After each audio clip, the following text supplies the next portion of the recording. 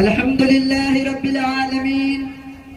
والصلاة والسلام على رسوله الكريم أما بعد فقال النبي صلى الله عليه وسلم حب الوطن من الإيمان. عزیز دوستو، آج کا یہ دن، آج کی یہ موسم بہار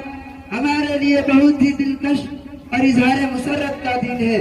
اس دن کو ہم اور آپ 15 اگست یعنی یوم آزادی کے نام سے یاد کرتے ہیں.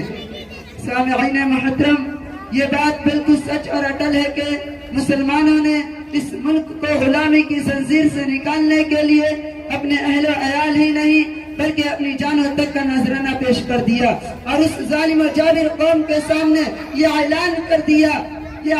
کر دیا کہ باطل سے ڈرنے والے اے آسمان نہیں ہم، باطل سے ڈرنے والے اے آسمان نہیں ہم، 100 بار کر چکا ہے تو امتحا ہمارا، 100 بار کر چکا ہے تو امتحا ہمارا. سامعین، بس میں آپ کو بتاتا چلوں، اس گلزار وطن کو آزاد کرنے میں ہمارے اکابر و اسلاف نے جو قربانی پیش کی ہے یقیناً قابل رشک ہے، جسے دنیا کبھی بھلا نہیں سکتی. حضرات محترم، جب انگریزوں نے ملک ہندوستان میں اپنا ناپاک قدم رکھا اور اپنی بدترین سازشوں سے اس ملک پر قبضہ جمانے لگا اور مسلمانوں کو غلامی کی زنجیر میں جکڑنے لگا، مسلم ماں اور بہنوں کی عزت و عفت کے ساتھ کھلواڑ کرنے لگا اور مسلمان اس بدبخت قوم کے ظلم و ستم سے عاجز آ گئے. مسلم قوم کو چاروں طرف بس موت ہی موت نظر آنے لگی. ایسے ہولناک ماحول میں، ایسے ناسک دور میں جس مرد مجاہد نے سب سے پہلے انگریزوں کے خلاف بغاوت کا جھنڈا بلند کیا تھا، وہ کوئی عام انسان نہیں تھا بلکہ وہ ایک محدث کبیر، امام جلیل، رئیس الاولیاء، فخر وطن، محبوب علم و فن، حضرت شاہ عبدالعزیز محدث دہلوی رحمت اللہ علیہ کی ذات گرامی ہے. شاہ صاحب نے دیکھا کہ مسلمان ظلم و ستم کی چکی میں پیسے جا رہے ہیں تو شاہ عبدالعزیز محدث دہلوی رحمت اللہ علیہ نے برسر عام یہ اعلان کر دیا کہ اے مسلمانوں، اب خاموشی سے کام نہیں چلے گا، ہم صرف دیکھتے رہیں، اس سے یہ ظلم نہیں رک سکتا بلکہ اب ہمیں ان کے سامنے آنا ہوگا اور ان کا مقابلہ کرنا ہوگا، اس لیے کہ اب ہمارا یہ ملک دارالسلام نہیں بلکہ دارالحرب ہو چکا ہے.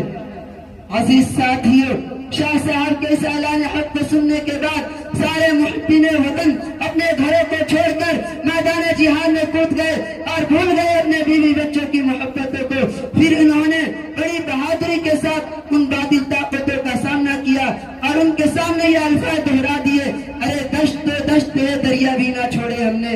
ارے دشت دشت دریا بھی نہ چھوڑے ہم نے، بحر ظلمات پہ دوڑا دیے گھوڑے ہم نے، بحر ظلمات پہ دوڑا دیے گھوڑے ہم نے. سامعین محترم، آپ تاریخ کے صفحات کو پڑھ کر دیکھ لیجئے، ہندوستانی تاریخ گواہ ہے اس ملک کی آزادی میں مسلمانوں نے جو کارنامے انجام دیے ہیں. میں یقین کے ساتھ کہہ سکتا ہوں اگر ہم اپنے بڑوں کی قربانی کو اپنے خون کے ایک ایک قطرے سے لکھ دیں، اس کے باوجود بھی ہم سے ان مجاہدین کا حق ادا نہیں ہو سکتا. عزیز ساتھیوں، دیکھیے انہی کے کتاب میں خود انگریز کا رائٹر ٹامس لکھتا ہے: میں نے دلی کی چاندنی چوک سے لے کر خیبر تک کوئی درخت ایسا نہیں دیکھا جس درخت پر علماء کرام کی گردن نہ لٹکی ہو. میرے دوستو، یہ کوئی قصہ کہانی نہیں ہے کہ ایک طرف سے سن کر دوسری طرف سے نکال دیا جائے. دوستو، یہ تو دل کو دہلا دینے والی بات ہے، ہم اور آپ کو جگا دینے والی بات ہے.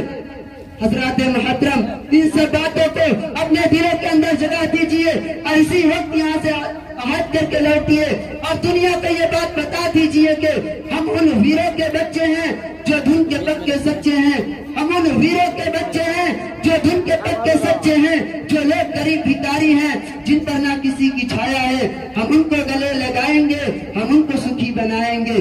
میں انہی چند باتوں پر اپنی تقریر کو ختم کرتا ہوں اس شعر کے ساتھ: یہ ترنگا دیا ہے ہم نے تم کو ترنگے ہی سے پیار کرنا، یہ ترنگا دیا ہے ہم نے تم کو ترنگے ہی سے پیار کرنا. کافی عرصہ لگا ہے سجانے میں اس کو، اسے کانٹوں سے بچائے رکھنا، اسے کانٹوں سے بچائے رکھنا.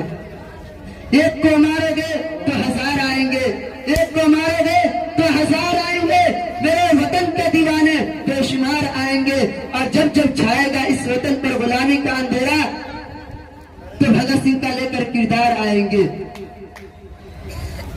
نہیں ایسا نہیں ہوگا, کبھی ایسا نہیں ہوگا, کبھی ایمان کا قرآن کا سودا نہیں ہوگا.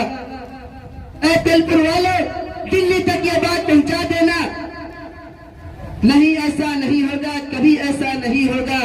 کبھی ایمان کا قرآن کا سودا نہیں ہوگا, کبھی ایمان کا قرآن کا سودا نہیں ہوگا.